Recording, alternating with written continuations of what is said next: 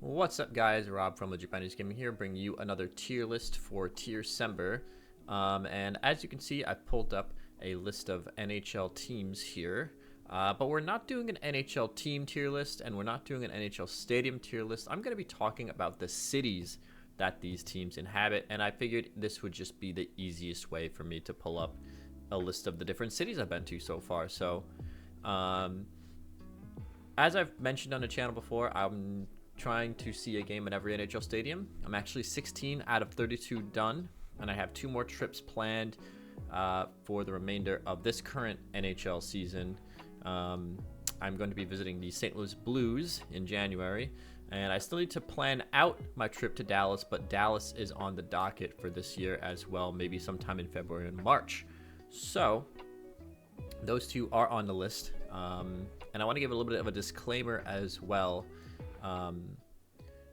I have been to Chicago and Columbus, and I have seen a game in their stadiums. I did not really visit the city that much, if at all, because I was staying with friends. So when I went to Columbus, I actually stayed with my friend Pete, who actually has a YouTube channel where he's reviewing baseball stadiums. I'll put his link to his channel down in the description there below. Go down there and check him out. He's actually been to every MLB stadium. He just loves going, so he's doing another round basically. And he's really, really knowledgeable on all these parks, really, really knowledgeable on baseball. So if you like baseball, definitely check his stuff out in the description below. But we stayed out in the suburbs of Columbus. Didn't really go visit the city too much. And Chicago, I ended up staying with Tim. Has some friends who live out in Chicago, so we stayed out in the suburbs of Chicago as well. So I didn't really go into the city itself, so I don't feel like it's fair for me to judge the cities that I haven't been to. I will say the suburbs of both of these places are pretty nice. Chicago has some really nice suburbs, and so does Columbus. So I'll throw that out there. But I don't want to talk about the cities because I haven't been there really necessarily yet. So we're going to get a couple easy ones out of the way. Elmont, where the Islanders play currently, I'm going to put in D tier, kind of with a disclaimer. I love living out here. I'm sure I've mentioned it before. I love living out on Long Island, but I'm thinking about this from a tourist perspective. The island is not very commuter friendly. It's not walkable at all. You need a car to get around. And so if you're just coming out here, if I've discussed this with people who maybe like were sitting next to me at a game who, maybe are doing something similar to me where they're seeing a game at every stadium. And I've asked them if, had they been to the Islanders yet? And I always say, the stadium is fantastic. UBS Arena is a wonderful stadium. But I'm going to be honest, like, there's not a lot in the area around it if you don't have a car. And so a lot of the times you're kind of better off staying in Manhattan and taking the train into UBS Arena. And that's not to say there's not stuff to do out on Long Island. There's a ton of stuff to do out here. It's just for most of it, you need a car. And I wouldn't really recommend people who come out here, go do a lot of this stuff out east, because a lot of times you're going to be sitting in traffic. It's going to be a pain in the ass. Hockey season is also during the cold season, so you can't really take advantage of the beaches that are out here a lot of the time, unless you're coming in like in October, when you can kind of maybe get away with it. But yeah, the beaches not really being an option. Not really walkable at all. Not really touristy friendly area, just in terms of like accessibility. So that's why I'm going to put Elmont down here in D tier. Yeah. And then conversely, I'm biased. I'm going to fully admit that right off the bat. I am super biased, but I love Manhattan. It's my favorite city. There's plenty of other cities I still haven't been to, as you can see down here. So maybe Manhattan will be dethroned at some point. But man, there's always something to do. There's always something going on. It's super commuter friendly. It's walkable. There's a subway, the taxis. You can walk almost anywhere you want. MSG is right there, right above Penn Station, so it's very accessible. And if you're bored in Manhattan, you've done something wrong. There's plenty of restaurants. There's like comedy clubs, bars. There's Radio City Music Hall. There's Broadway. And even if you want something cheaper, like I said, a comedy club, a lot of the times you can get in for like 25-ish bucks with the 2-drink minimum. and the people that are handing out like the comedy club type brochures. Just a pro tip: if you're coming to Manhattan, never take a handout from anybody ever, because they're gonna ask for money from it. But if you're near a comedy club, a lot of the times they'll have like callers. People will try to call you over and they'll say, hey, if you just get in for this next show, we'll let you in for free if you just buy the 2-drink minimum, that type of thing. So Manhattan is fantastic, and I love it a lot. Denver. We're going to put Denver. It's between B and C. I'm going to put it in high C. Denver is a neat city, don't get me wrong. I just found that I kind of struggled to find things to do while we were there. I'm pretty open to a lot of different things to do while I'm in these cities. I'm down to do different things. I'm down to see some historical sites. I'm down to do more touristy stuff. I'm down to try local foods and stuff like that. It was kind of hard to find stuff to do in Denver necessarily. I will say the food is pretty good. Like, if you're in Denver ever, highly, highly, highly recommend green chili. Oh my God, that was so good. One of my favorite foods I've ever eaten. That stuff is delicious, but you might be a little strapped for things to do at times. I will say it's nice and calm. It's inviting. It's not very hectic like Manhattan is. So if you're more of a Midwest mountainish, and the view is great, by the way, of the mountains. The view is absolutely gorgeous. But if you're more of a calm city vibe person, you might like Denver more than I did. But kind of struggled for things to do while we were there. Boston. I like Boston a lot. I think Boston's a really, really cool city.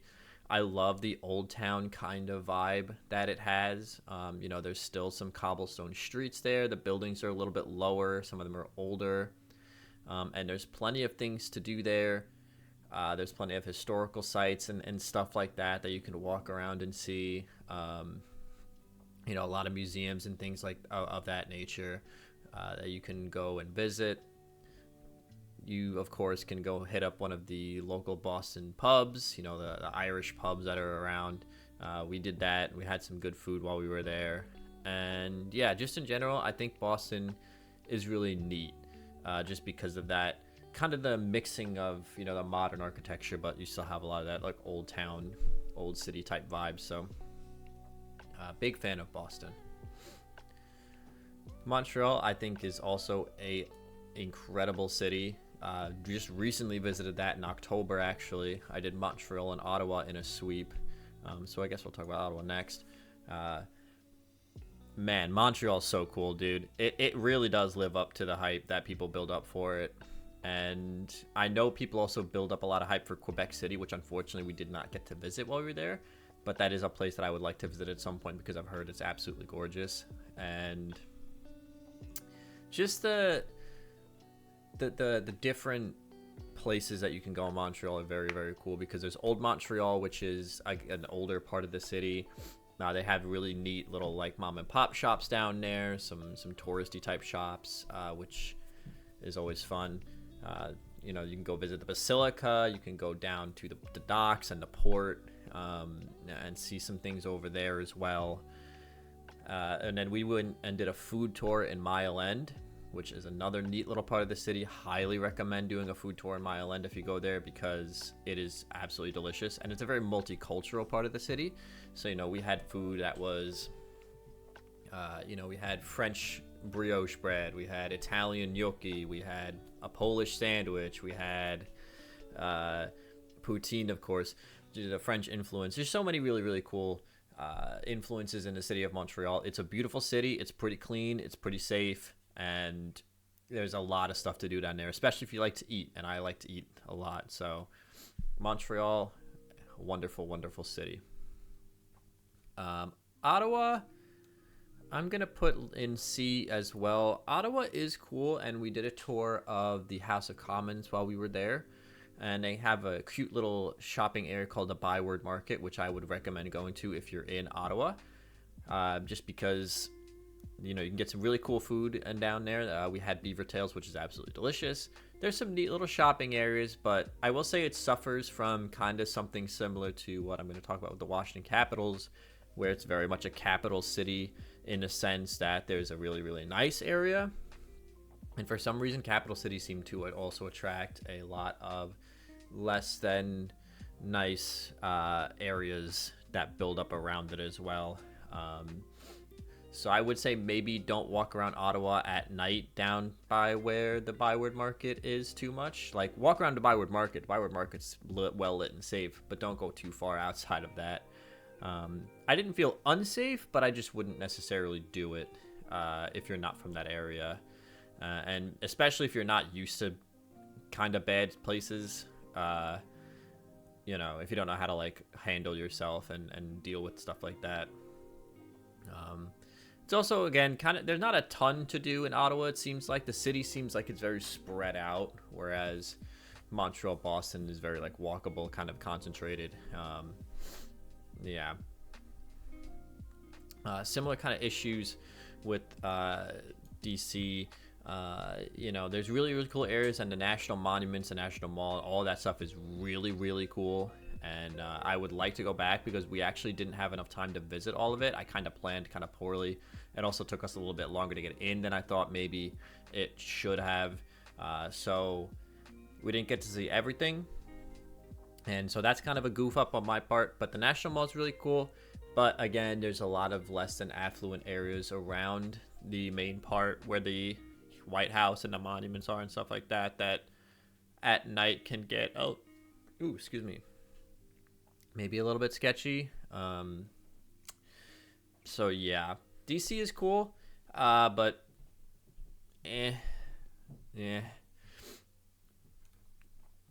Newark sucks. I mean, like, it's kind of just what it is. It's just not a spectacular area. It's really dangerous out there, especially at night. And there's not a ton to do. I mean, there's not really much that needs to really be said about Newark other than it's kind of just not great, like, overall. You know, again, if you're staying, if you want to go see the Devils, you know, maybe stay in a hotel in the area a little bit off of Newark if you can. Maybe stay on the island and just drive in, take a rental or something. I don't know, but yeah.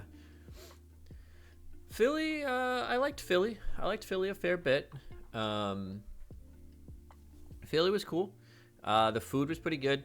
Again, there's parts of Philly that maybe you shouldn't walk around at night if you're not from the area and you don't really know what's on the up and up. But I had fun. You know, there's some stuff to do. There's the historical monuments over there, the Liberty Bell, and then the museums that go along with that. Of course, you know, you have to try a Philly cheesesteak while you're there, which we did, and it was pretty good. You know, so there's definitely things to do while you're in Philly. It's not like the craziest, nicest city I've ever been to, but there's some stuff to do. And it's fun. It's a nice little city. I'm actually gonna do this. I'm gonna bump Denver up a little bit. Raleigh, kind of mid. I mean, Raleigh feels a lot like almost kind of where I live out here. It's a, like, not a bad city, but it's also like kind of suburby-ish, and it's almost like, you know, if you didn't have a car, I don't know how much of the city you could really see. And it's kind of like really, really spread out. It's very, very strange. It's hard to explain, really. It's not bad, though. And, of course, there's good food. You know, you're down in the South, so you have to get some good Southern cooking and all that. But, yeah. Toronto, I like Toronto a lot. Reminds me a lot of Manhattan, of course. Very similar kind of vibes. One of those big, you know, skyscrapery, concrete jungle type cities. So if you're bored in Toronto, you've probably done something wrong. The Hockey Hall of Fame is there. It's the most diverse city in Canada, I believe, by certain metrics. And so there's a lot of stuff to do, a lot of food to try. If you don't like the concrete jungles and you don't like the lots of people being around and things of that nature, you might find yourself a little overwhelmed. But I like that kind of stuff, and I thought it was overall a very nice city, a very fun city to go and visit. Okay, Pittsburgh sucks. I hate to like upset people who are in Pittsburgh. I'm sorry, but this place is so stupid. When I go to these trips, I always ask the Uber drivers that I have, what kind of the local scoop is, because yes, you can find stuff online and find stuff on the travel websites and things of that nature. But I like asking people who live there, especially for like food recommendations. I like asking people who live there, what type of food is there? What's like a local spot that maybe tourist sites don't know about? What's the up and up on things like that? Because these people live there. They live there, they work there, they play there. They know what's up. Every Uber driver I've asked in other cities have always had at least some recommendation of, hey, you should go do this. Hey, this place is not super well known. Maybe try this. I went to Pittsburgh. I had 3 Uber drivers over the course of 2 days. And every time I asked them, I said, hey, what's there to do in this city? What's like a local food spot you might recommend? What's kind of like an entertainment thing you might recommend? Every single person just talked about the bars. And they just talked about they're like, oh, this bar is this and that and the other thing. And I don't drink. I don't drink at all. And so when I told them that, they were like, yeah, if you don't drink, there's really not much to do in this place. So, like, even the people that live there couldn't tell me anything to do. It's also, like, super kind of sketchy in certain areas when you're walking around. If you cross the bridge, there's, like, a penitentiary or something, like, just across the bridge. Like, it's just so... I'm sorry, Pittsburgh. I really try to find something nice to say about a lot of these cities. The only nice thing I can say about Pittsburgh is if you go there, go to a place called the Church Brew Works. It's a restaurant inside of an old church, and it's actually super dope. It's really, really cool, and the food is good. Sitting in a old church with the stained glass windows and the crucifixes and all that. It's a very interesting aesthetic, and I think it's awesome. Other than that, I don't have anything. I tried. I really tried. I asked your Uber drivers. I asked people I was at the game with. I asked people what to do. And they were like, if you don't drink and you don't party and you don't club, there's nothing for you to do. So even your own people didn't give me any help. Buffalo. I think Buffalo's neat. It's, of course, a northern New York City. It's an upstate city, although they like to claim that they're West New York. They're upstate. If you're north of Manhattan, you're upstate. I will say it's not like the coolest city I've ever been to. There's not a ton of things to do in Buffalo, but it's a nice, like, calm upstate type city. There's your kind of local amenities that you might expect. The food is pretty good, all things considered, so I'm gonna put Buffalo in B tier. And last but not least, the Nashville Predators. Man, Nashville is such a dope city. Again, I don't drink. So I was kind of concerned going in. I was like, I don't really know how much there is to do in a party city like Nashville for somebody like me who doesn't drink. But even just going to the rooftop bars after the game and just seeing the crowd of people that was on the street, because they shut down Main Street after the game, it's so much fun. The rooftop bars are so cool. The vibes are immaculate. There's live music playing at every honky-tonk and bar you can find. And just sitting on top of a rooftop in the cool night, watching the people in the crowd below, chatting with my buddy Tim. It's one of my favorite memories that I've had on these trips. That, and the city is like super compact in a lot of ways. So like you can walk from one end of Nashville to the other in like maybe like 30, 45 minutes, not even. But there's so much to do in that packed area. Like we went to, of course, Assembly Food Hall, which is a really dope area that I kind of wish more type cities had, where it's kind of feels like a more upscale food court at a mall type thing.